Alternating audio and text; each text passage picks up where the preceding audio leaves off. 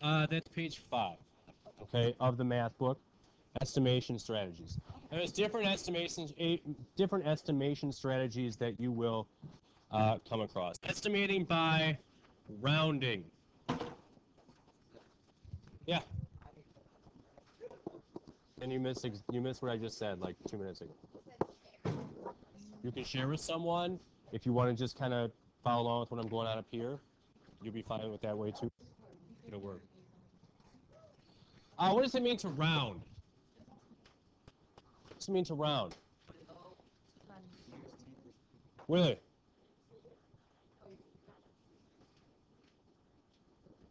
And you do that when? If I had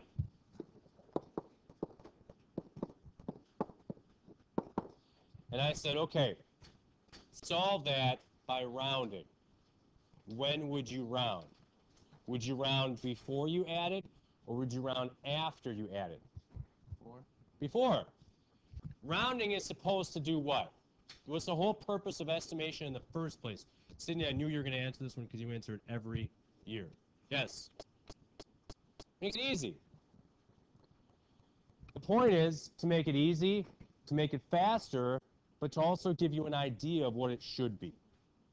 So I've got 3 and 27/100ths here. Now, if you were going to round that, what might you round it to?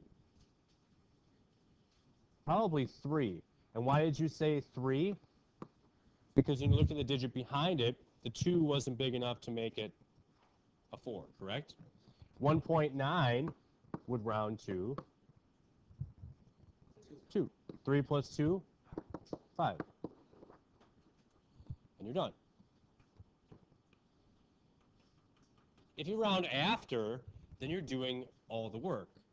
Why would you round if you already just added it and got the exact? Okay? So rounding is supposed to make things a little bit easier. Okay?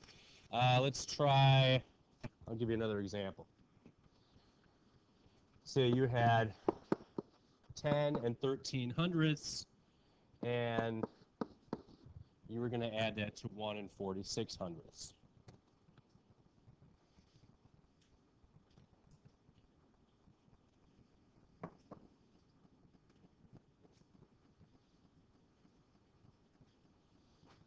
Round first, then add. Well, depends how easy or hard you want to make it. If it doesn't specify, and I didn't specify, round to the nearest anything, okay, then I would just round it that would make it easiest for you. I would round here to the nearest whole. 10, right? Put it in terms of like dollars and cents. If I put a dollar sign in front of this, and you had $10.13 in your pocket, you'd say, I had close to what? You certainly wouldn't say I have close to $11, right? And here, if you had $1.46, 1. Okay. Now, if I asked you to round to the nearest half dollar, might be different. Then my choices for $10.13 would be I could round this to 10, 10.50, or 11. But 10.13 is still closest to what? Here, if I asked to round to the nearest half dollar, my choices then would be 1, 1.50, or 2. 1.46 then is closer to 1.50. Add 10 and 1.50, you get 11.50. So there might be cases where they ask you to do something different. Just a quick once-over. If we said 982 minus 176, what would you round 982? 10. And 176, 2, should give you somewhere around 8.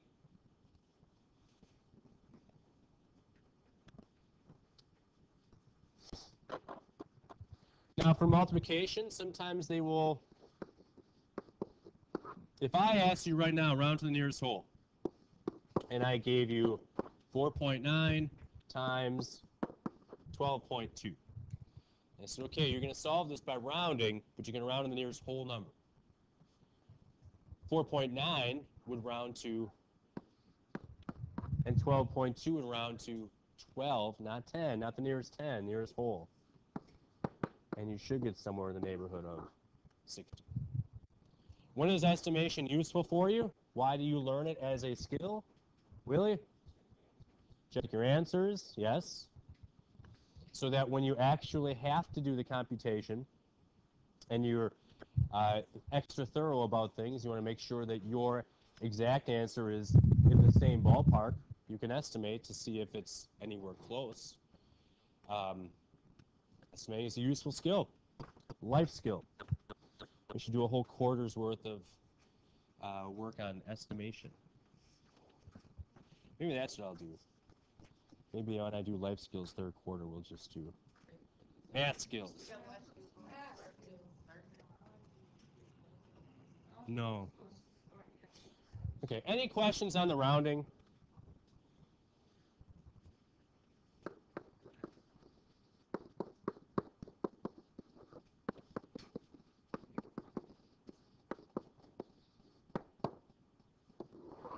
Front end estimation.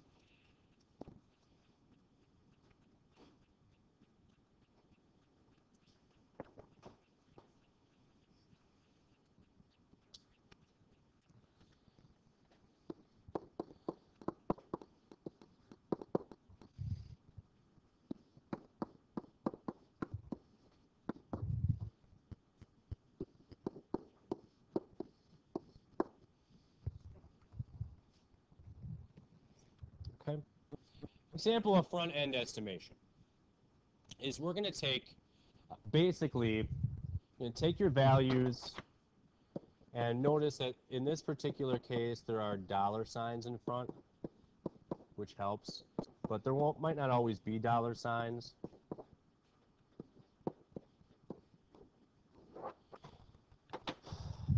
Line them up like so. So take a second in your notes to make sure you line those up.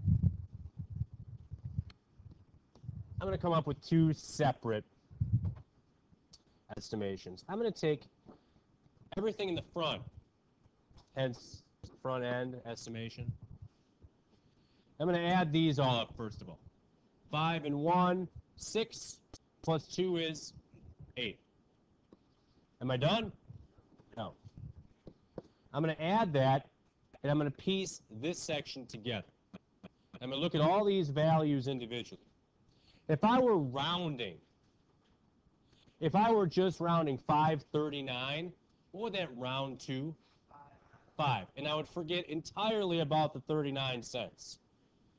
But when I'm combining those values together, if I put 39 cents together with 49 cents, that's almost enough to give me another dollar.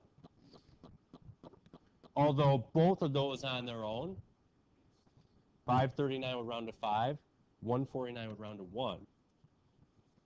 You'd lose almost $1 in your estimation. How about 95? Another dollar. So if I take the 8 that was in my dollars column, combine it to the extra dollar I got when I put 39 and 49 together, with the extra dollar I got from the 95, when I use front end estimation, I should get 10. That's why you save your change, right? Who said that? It was. Is that a different answer than I would have got if I would have rounded? If I would have rounded, I would have said 5 plus 1 plus 3. I would have had 9. So front end estimation, a little more accurate. A little more accurate. Yes? What do you mean?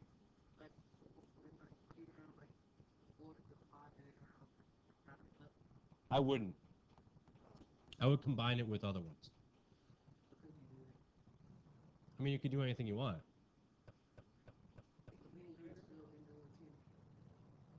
I mean, you could chirp like a bird and go run across the back counter if you want. Doesn't mean it's a good idea. Josiah.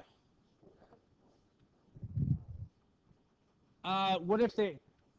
What if they don't? Then you wouldn't use them. But chances are, let's take a look. Look at your sheet. Let's do one of those together. And how about we look at number 5 together on your worksheet? And we get 476 to go with 615. Okay.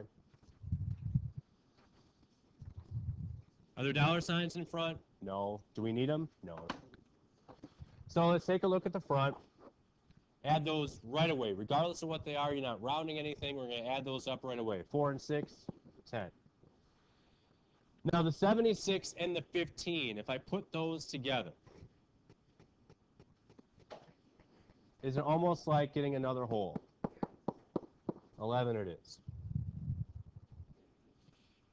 I'll say chances are, Josiah, more often than not, you'll find some that go together.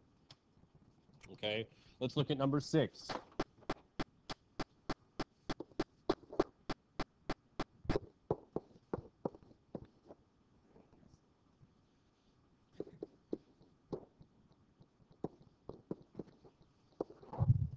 Okay, so again, we're going to say, all right, front end, 4. Now, how far back do you want to look? You can look at the 409 and the 500, or you can look just at the 4 and the 5, or the 40 and the 51. You're estimating still. Don't lose sight of the fact that you're still estimating. If you combine these two values together, it's like it gives you another 1, right? Another whole. So you should get somewhere around 5. For those that go all the way here, look at number 7.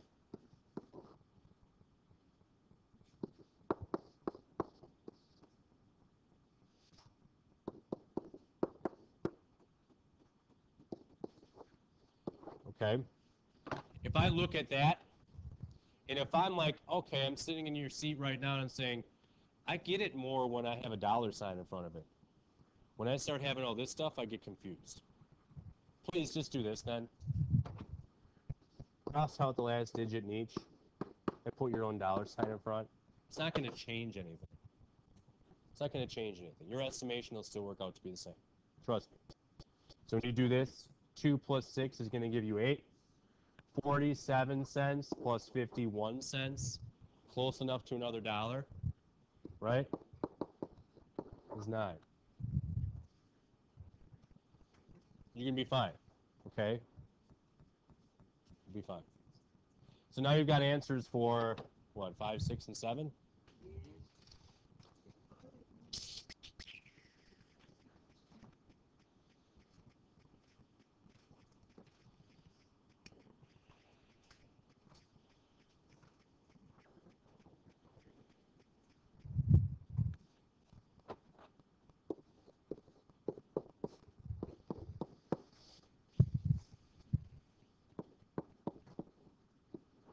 One through 10.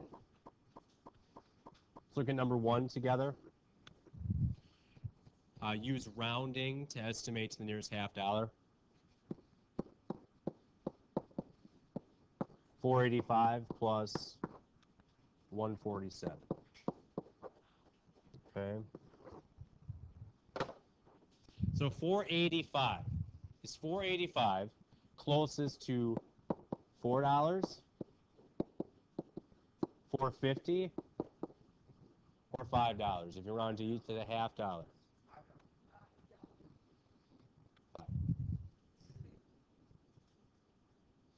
Is 147 closest to $1, 150, or 2? Add up $5 and 150 and you get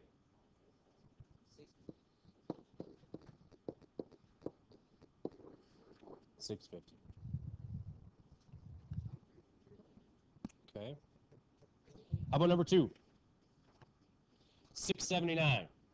679 closest to $6, 650, or 7.